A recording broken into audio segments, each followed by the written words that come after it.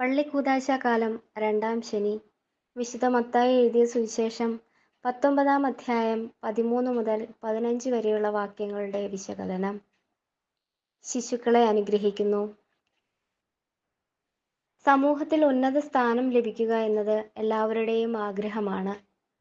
സമ്പത്ത്, അധികാരം, പാണ്ഡിത്യം, സൗന്ദര്യം എന്നിവയുടെ അടിസ്ഥാനത്തിൽ വലുപ്പച്ചെറുപ്പം നിശ്ചയിക്കുന്ന ഒരു വ്യവസ്ഥിതിയാണ് ഇന്ന് ലോകത്തിൽ കാണാൻ കഴിയുക. എന്നാൽ സ്വർഗത്തിൽ സ്ഥാനമാനം ലഭിക്കുവാൻ ആരും ആഗ്രഹിക്കുന്നില്ല. അനുഗ്രഹിക്കാനായി അവന്റെ മുൻപിൽ ശിശുക്കളെ കൊണ്ടുവന്നപ്പോൾ കാര്യം നടത്തിപ്പുകാരായ ശിഷ്യർ വില കുറഞ്ഞ ആ ശിശുക്കളെ തടയുന്നു. എന്നാൽ യേശു പറയുന്നു, അവരെ തടയരുത്, എന്തെന്നാൽ സ്വർഗരാജ്യം അവരെ പോലെയുള്ളവരുടേതാണ്. സ്വർഗരാജ്യത്തിലെ വലിപ്പം മനുഷ്യന്റെ മാനദണ്ഡങ്ങൾക്ക് ഘടകവിരുദ്ധമാണ്. സമൂഹം വില കുറച്ച് കാണുന്നവരൊക്കെ സ്വർഗരാജ്യത്തിൽ വലിയവരാണെന്ന് പല ഇടപെടലിലൂടെയും പ്രബോധനത്തിലൂടെയും യേശു പഠിപ്പിച്ചിട്ടുണ്ട്. സുവിശേഷ ഭാഗ്യങ്ങൾ അതിന് ഏറ്റവും നല്ല ഉദാഹരണമാണ്.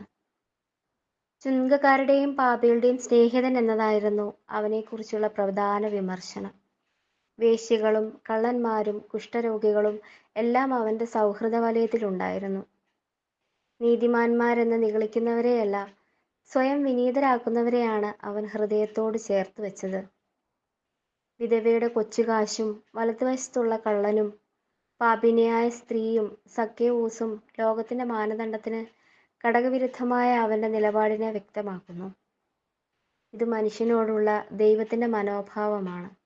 അതിനാൽ അവന്റെ ദൈവീകത്വം വെളിവാക്കുന്ന ഒരു നിലപാടാണിത്.